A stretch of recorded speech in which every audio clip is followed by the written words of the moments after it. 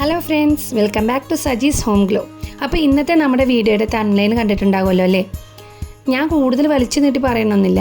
തുടക്കക്കാരിയായ അല്ലെങ്കിൽ യൂട്യൂബിൽ സ്റ്റാർട്ടറായ ഞാൻ ഈ ഒരു മാസം കൊണ്ട് പഠിച്ച കാര്യങ്ങൾ എന്തൊക്കെയാണെന്ന് നേരെ വീഡിയോയിൽ തന്നെ കാണാം കേട്ടോ.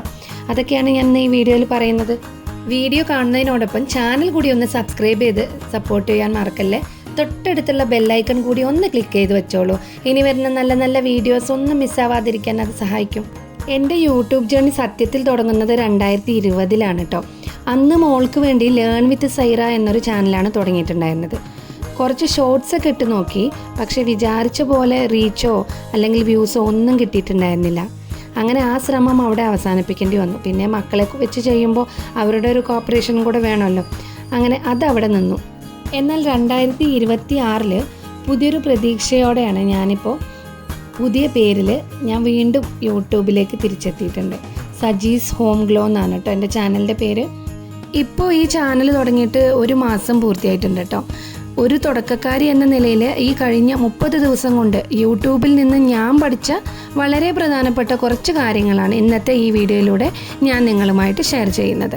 യൂട്യൂബ് തുടങ്ങാൻ ആഗ്രഹിക്കുന്നവർക്കും തുടക്കക്കാർക്കും ഇത് തീർച്ചയായിട്ടും ഉപകാരപ്പെടും. അപ്പോൾ ഒന്നാമത്തെ കാര്യമായിട്ട് ഞാൻ പറയാൻ ആഗ്രഹിക്കുന്നത്, നമ്മൾ തുടക്കത്തിൽ ചിന്തിക്കുന്നത് ഷോർട്സ് ഇട്ടാൽ പെട്ടെന്ന് റീച്ച് കിട്ടും, അതുകൊണ്ട് ലോങ് വീഡിയോസ് ഒന്നും കാര്യമാക്കണ്ട എന്നാണ്. എന്നാൽ സത്യത്തിൽ ഷോർട്സ് മാത്രം പോരാ, ലോങ് വീഡിയോയ്ക്ക് നല്ലൊരു ഹുക്ക് വേണം. അതായത് നമ്മളൊരു ലോങ് വീഡിയോ ഇടുമ്പോഴേ തുടക്കത്തിൽ തന്നെ കാണികളെ പിടിച്ചിരുത്തുന്ന രീതിയിൽ എന്തെങ്കിലും ഒരു കാര്യം നമ്മൾ പറയുകയോ കാണിക്കുകയോ വേണം. ഇപ്പോൾ ഈ വീഡിയോയിൽ എന്താണ് ഉണ്ടാകാൻ പോകുന്നത് എന്നൊരു ആകാംക്ഷ ആദ്യത്തെ കുറച്ച് സെക്കൻഡിൽ കൊടുത്തിട്ടില്ലെങ്കിൽ ആളുകൾ അത് അപ്പം തന്നെ സ്കിപ്പ് ചെയ്ത് പോകും.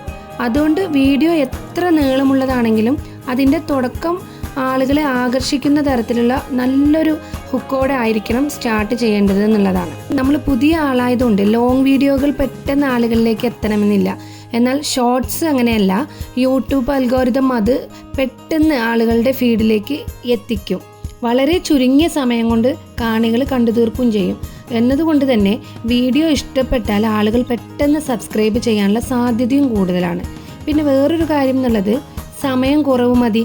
വലിയ എഡിറ്റിങ്ങോ നീണ്ട ഷൂട്ടിങ്ങോ ഇല്ലാതെ തന്നെ ദിവസവും ചെയ്യാൻ പറ്റും എന്നതാണ് ഈ ഷോർട്സ് കൊണ്ടുള്ള മറ്റൊരു മെച്ചം.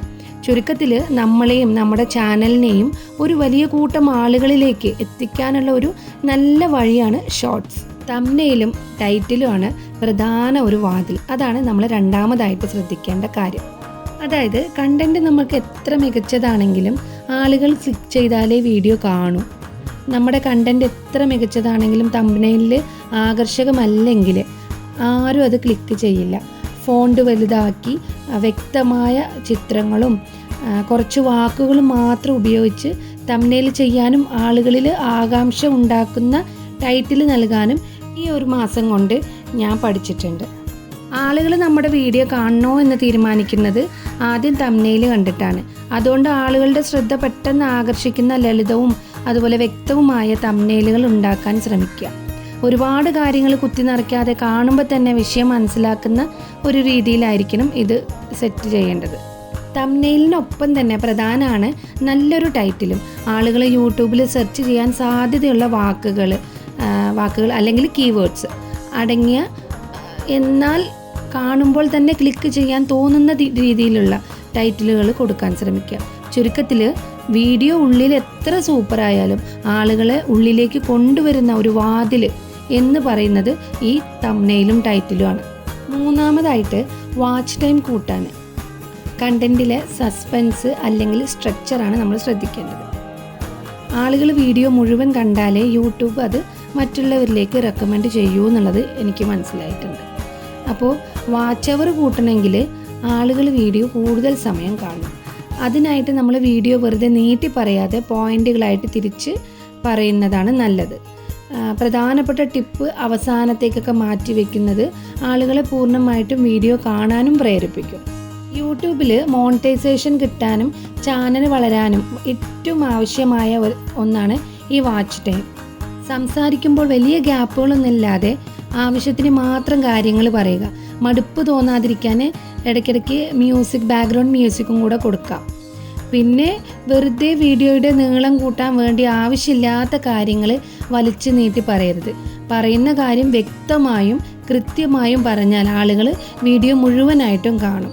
യൂട്യൂബിൽ വിജയിക്കാൻ ഏറ്റവും അത്യാവശ്യമായ കാര്യമായിട്ട് ഞാൻ കരുതുന്നത് അതിൻ്റെ കൺസിസ്റ്റൻസിയും ശരിയായ ഒരു സമയവുമാണ്. നമ്മൾ ദിവസവും അല്ലെങ്കിൽ ആഴ്ചയിൽ കൃത്യമായ ദിവസങ്ങളിൽ വീഡിയോകൾ ഇടാൻ ശ്രദ്ധിക്കണം. അതായത് ഞാൻ ആഴ്ചയിൽ 2 വീഡിയോ ഇടും എന്ന് തീരുമാനിച്ചാൽ അത് മുടങ്ങാതെ ചെയ്യാൻ ശ്രമിക്കുക.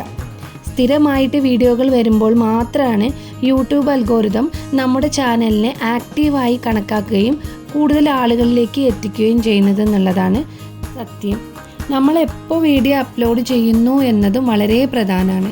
അതായത് ബെസ്റ്റ് ടൈം ടു പോസ്റ്റ്. നമ്മുടെ വ്യൂവേഴ്സ് എപ്പോഴാണ് കൂടുതൽ ആക്റ്റീവ് ആകുന്നത് എന്ന് വൈകിട്ട് അല്ലെങ്കിൽ ഒഴിവ് സമയങ്ങളിൽ ശ്രദ്ധിക്കുക.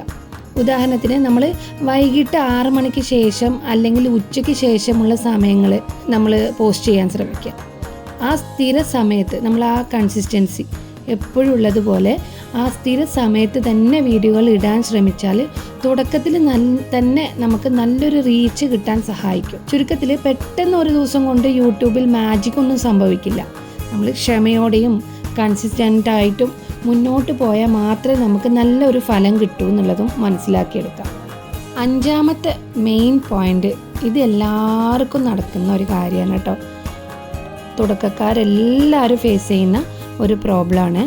തുടക്കത്തിലെ വ്യൂസ് കുറവിനെ ഓർത്ത് നിരാശപ്പെടരുത്. അതായത് പേഷ്യൻസി ഉണ്ടായിരിക്കണം.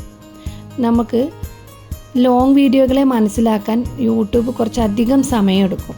തുടക്കത്തിൽ ലോങ് വീഡിയോയ്ക്ക് 100 അല്ലെങ്കിൽ 200 വ്യൂസ് കിട്ടിയാൽ വിഷമിക്കേണ്ട ആവശ്യമില്ല. കാരണം എനിക്കും അങ്ങനെ തന്നെയാണ്. യൂട്യൂബ് ഒരു ദീർഘദൂര ഓട്ടമാണ്. നമ്മളൊരു റണ്ണിങ് റേസാണ് നടത്തിക്കൊണ്ടിരിക്കുന്നത്. നമ്മൾ ക്വാളിറ്റിയുള്ള കണ്ടൻറ്റ് തുടർച്ചയായിട്ട് നൽകുമ്പോൾ ഏതെങ്കിലും ഒരു വീഡിയോ ക്ലിക്കായാൽ അതുവരെ ചെയ്ത എല്ലാ വീഡിയോകൾക്കും നമുക്ക് വ്യൂസും വരും. നമ്മൾ തുടക്കക്കാരെ ഏറ്റവും കൂടുതൽ ഫേസ് ചെയ്യുന്ന ഒരു പ്രശ്നം തന്നെയാണ് ഈ വ്യൂസ് കുറവ്. മണിക്കൂറുകളോളം കഷ്ടപ്പെട്ട് നല്ല രീതിയിൽ എഡിറ്റിംഗ് ചെയ്ത് അപ്ലോഡിങ് ചെയ്യുന്ന വീഡിയോകൾക്ക് 10 അല്ലെങ്കിൽ 20 വ്യൂസ് വരെ കിട്ടുന്നവരും കൂടെ ഉണ്ട്. ആർക്കായാലും അങ്ങനെ വരുമ്പോൾ ഒരു വിഷമം തോന്നും. ഇത് നിർത്തിയാലോ എന്ന് പോലും ചിന്തിച്ചു പോകും. അങ്ങനൊരു തോന്നൽ എനിക്കും തുടക്കത്തിൽ ഉണ്ടായിട്ടുണ്ട്. എന്നാൽ നമ്മൾ മനസ്സിലാക്കേണ്ട ഒരു കാര്യമുണ്ട്. ഒരു ചെടി നട്ടുപിടിപ്പിച്ചാൽ ഉടൻ തന്നെ അതിൽ നിന്ന് പഴങ്ങൾ കിട്ടില്ലല്ലോ. അതിന് സമയമെടുക്കും. അതുപോലെ തന്നെയാണ് യൂട്യൂബും. തുടക്കത്തിൽ നമ്മളെ ആർക്കും അറിയില്ല. യൂട്യൂബ് അൽഗോരിതത്തിനും നമ്മളെ മനസ്സിലാക്കാൻ കുറച്ച് സമയം വേണം. അതുകൊണ്ട് തുടക്കത്തിലെ വ്യൂസ് കണ്ട് ഒരിക്കലും നിരാശപ്പെടരുത്. ക്ഷമ, അതാണ് ഇവിടെ ഏറ്റവും പ്രധാനം. വ്യൂസിൻ്റെ എണ്ണത്തിലേക്ക് നോക്കാതെ ഓരോ വീഡിയോയിലൂടെയും നമ്മൾ എത്രമാത്രം മെച്ചപ്പെടുന്നുണ്ട് എന്ന് മാത്രം നോക്കുക. നമ്മുടെ ഹാർഡ് വർക്ക്, കഠിനാധ്വാനം നമ്മൾ ചെയ്താൽ അതിൻ്റെ ഫലം തീർച്ചയായിട്ടും നമ്മളെ തേടിയെത്തും. എൻ്റെ സ്വന്തം അനുഭവത്തിൽ നിന്ന് ഞാൻ ചെയ്ത കുറച്ച് വലിയ തെറ്റുകൾ കൂടെ നിങ്ങളോട് പറയാം. എൻ്റെ ആദ്യത്തെ ലോങ് വീഡിയോ എടുത്തു നോക്കിയാൽ അതിൽ നിറയെ തെറ്റുകളായിരുന്നു. ഒന്നാമതായിട്ട് സൗണ്ടിൽ യാതൊരു ക്ലാരിറ്റിയും ഇല്ലായിരുന്നു. ഓഡിയോ ക്വാളിറ്റി ശരിയല്ലാത്തത് കൊണ്ട് തന്നെ ഞാൻ പറയുന്നത് എന്താണെന്ന് വ്യക്തമായിട്ട് കേൾക്കാൻ പോലും പറ്റിയിരുന്നില്ല. പിന്നെ രണ്ടാമതായിട്ടുള്ളത് അതിലെ വിഷ്വൽസ് ഒട്ടും നന്നായിട്ടുണ്ടായിരുന്നില്ല. വീഡിയോ മൊത്തത്തിൽ ഒരേ ആംഗിളിൽ, ഒരേ ലൈറ്റിങ്ങിൽ, അതുപോലെ ഒരേ വ്യൂ തന്നെ കണ്ടിന്യൂസ് ആയിട്ട് കാണിച്ചുകൊണ്ടിരുന്നു. അത് കാണുന്നവർക്ക് പെട്ടെന്ന് ബോറടിക്കാനും കാരണമായിട്ടുണ്ടാവും. ഞാൻ തന്നെ അത് മുഴുവനായിട്ടിരുന്ന് കണ്ടിട്ടില്ല. അപ്ലോഡിങ്ങിലുള്ള അറിവില്ലായ്മയുണ്ട് കേട്ടോ. ഏറ്റവും പ്രധാനപ്പെട്ട കാര്യം, ഇതൊക്കെ ശരിയായ രീതിയിൽ എങ്ങനെ യൂട്യൂബിൽ അപ്ലോഡ് ചെയ്യണം എന്ന് പോലും എനിക്ക് കൃത്യമായിട്ട് അറിയില്ലായിരുന്നു. അങ്ങനെ ഒരുപാട് തെറ്റുകൾ ആ ആദ്യ വീഡിയോയിൽ തന്നെ എനിക്ക് പറ്റിയിട്ടുണ്ട്. പക്ഷേ ആ തെറ്റുകളിൽ നിന്നാണ് ഞാൻ കാര്യങ്ങൾ പഠിച്ചെടുത്തത്. ഓഡിയോയും വിഷ്വലും എത്രത്തോളം ഇമ്പോർട്ടൻ്റ് ആണെന്ന് എനിക്ക് മനസ്സിലായത് ആ ഒരു അനുഭവത്തിൽ നിന്നാണ്. അപ്പോൾ ഈ കഴിഞ്ഞ 1 മാസം കൊണ്ട് ഞാൻ പഠിച്ച കാര്യങ്ങളും എൻ്റെ അനുഭവങ്ങളൊക്കെയാണ് ഇന്നത്തെ വീഡിയോയിലൂടെ നിങ്ങളായിട്ട് ഷെയർ ചെയ്തത്. യൂട്യൂബിൽ തുടക്കത്തിൽ നിങ്ങൾ ഇതുപോലെ എന്തൊക്കെ തെറ്റുകൾ ചെയ്തിട്ടുണ്ട്, അല്ലെങ്കിൽ നിങ്ങൾ ഫേസ് ചെയ്ത പ്രധാന പ്രശ്നങ്ങൾ എന്തൊക്കെയായിരുന്നു എന്നതൊക്കെ താഴെ കമൻറ്റ് ചെയ്യണേ. നമുക്ക് ഒന്നിച്ച് അങ്ങോട്ടും ഇങ്ങോട്ടും കാര്യങ്ങൾ സംസാരിച്ച് പഠിക്കാം. ഈ വീഡിയോ നിങ്ങൾക്ക് ഉപകാരപ്പെട്ടു എങ്കിൽ തീർച്ചയായിട്ടും ഒന്ന് ലൈക്ക് ചെയ്യാനും അടുത്തടുത്ത നല്ല നല്ല വീഡിയോകൾ കാണാനായിട്ട് ചാനൽ സബ്സ്ക്രൈബ് ചെയ്യാനും മറക്കരുത് കേട്ടോ. അപ്പോൾ അടുത്ത ഒരു പുതിയ വീഡിയോയുമായിട്ട് വീണ്ടും കാണാം. അതുവരെ ബായ്.